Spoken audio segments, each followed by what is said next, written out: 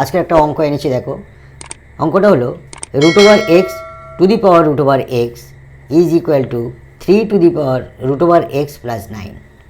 এইখান থেকে আমরা কিভাবে এক্সের মানটা বের করছি দেখো। সলভ।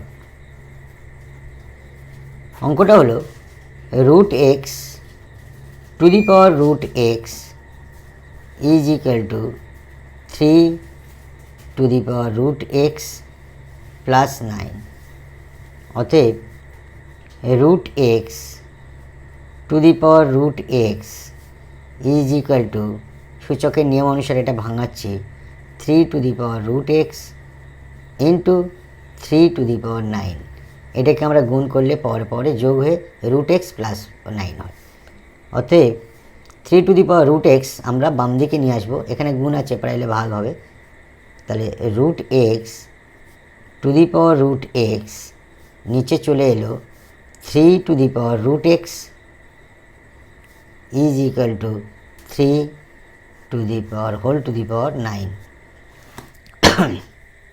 অতএব দেখো 3-এর পাওয়ার হচ্ছে রুট এক্স, আবার রুট এক্সের পাওয়ার হচ্ছে রুট এক্স।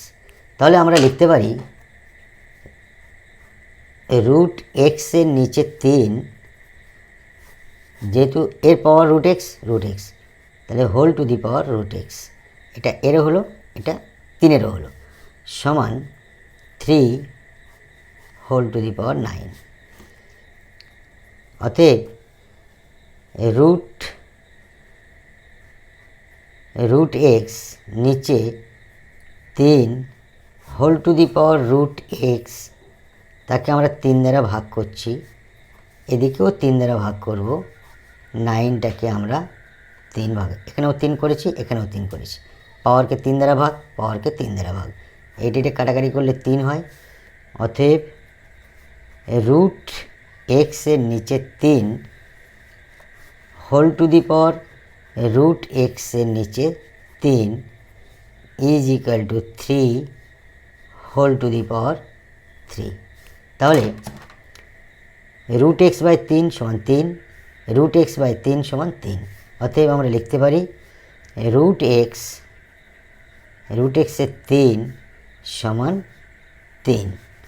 অতএব রুট এক্স সমান ক্রস গুণ করলে 3 3-কে 9। অতএব রুট এক্স সমান 9। বোথ সাইডে আমরা যদি স্কোয়ারিং করি, ডান দিকে করব, এখানে স্কোয়ার করেছি, এখানে স্কোয়ার করেছি, এটা কেটে গেল, এক্সের মান হবে 9 9 81। It will be answer. Thank you.